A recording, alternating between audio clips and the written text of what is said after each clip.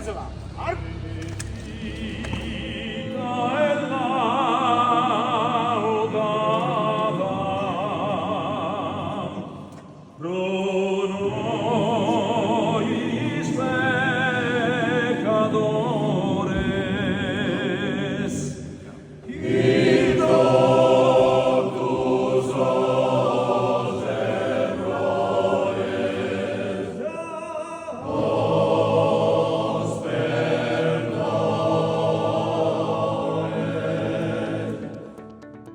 Un corpo capillare, un corpo regionale, un corpo che è dedicato alla salvaguardia dei nostri boschi, dell'ambiente e di tutto quello che è identità per i sardi. Quindi io ho voluto mantenere la delega da quando ho iniziato questa legislatura proprio perché è importante che loro si sentano rappresentati dalla massima istituzione della regione. Quindi anche oggi è importante ricordare quanto questi uomini e queste donne fanno per la Sardegna, quanto si spendono non solo per lo spegnimento degli incendi, ma ogni giorno per contrastare i crimini ambientali, per le indagini che portano avanti e anche per il supporto capillare che portano alle piccole comunità. Spesso loro sono l'unico presidio che in alcune comunità troviamo.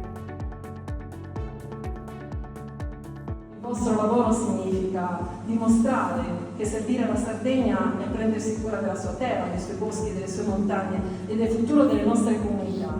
E significa farlo con dedizione, competenza, senso del dovere, come fate da quasi 2 secoli. Io non me ne dimentico, credo che non vogliate dimenticare neanche voi.